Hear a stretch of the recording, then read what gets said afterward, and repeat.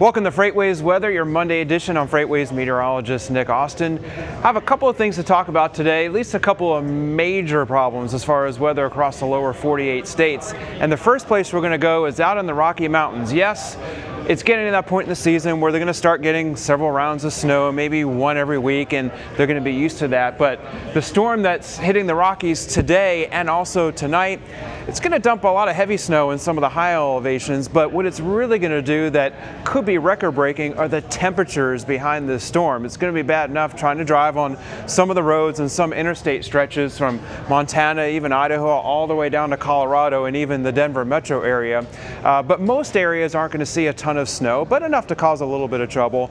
But record low temperatures possible behind this storm for the next few mornings. We're talking about temperatures getting below zero in some of the coldest spots in the Rockies for the next few mornings, and high temperatures struggling to get out of the single digits in the teens above zero. So you're going to need a lot of that winter additive in the diesel, a lot of cold weather, possibly record cold weather across this region. Now, some of that heavy snow is going to move in the parts in the Midwest as we head into tonight and early tomorrow, but a potentially bigger and stronger snowstorm for parts of the plains in the Midwest coming for Wednesday and Thursday.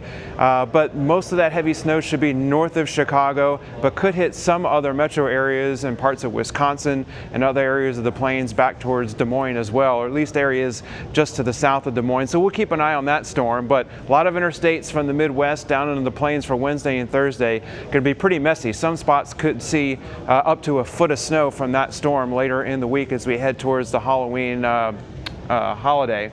Now, over in California, we're talking about lack of rain, very, very dry conditions, very low afternoon humidities continuing for the next few days, and more wildfires could pop up. And the ones that are out there right now could spread even more out of control. The crews are having a really tough time across the state containing wildfires. That's for Northern California from San Francisco northward and also the Los Angeles metro area.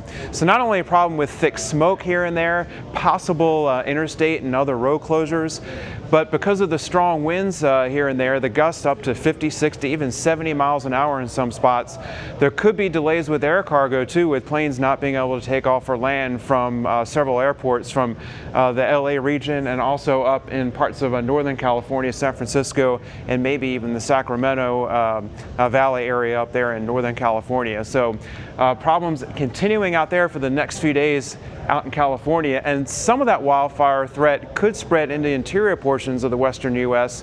Later in the week as well. The last thing is super cyclonic storm Kiar. That's right, this is out in the Arabian Sea. Winds of 150 miles per hour right now, will weaken over the next few days. So again, ocean cargo, these lanes out here, possibly some problems there.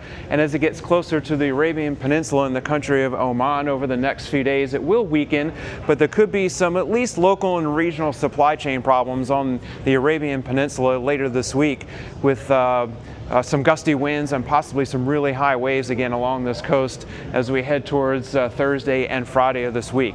That's what you need to know about your weather for today, so have a great Monday. Be sure to subscribe to our YouTube channel and be careful out there.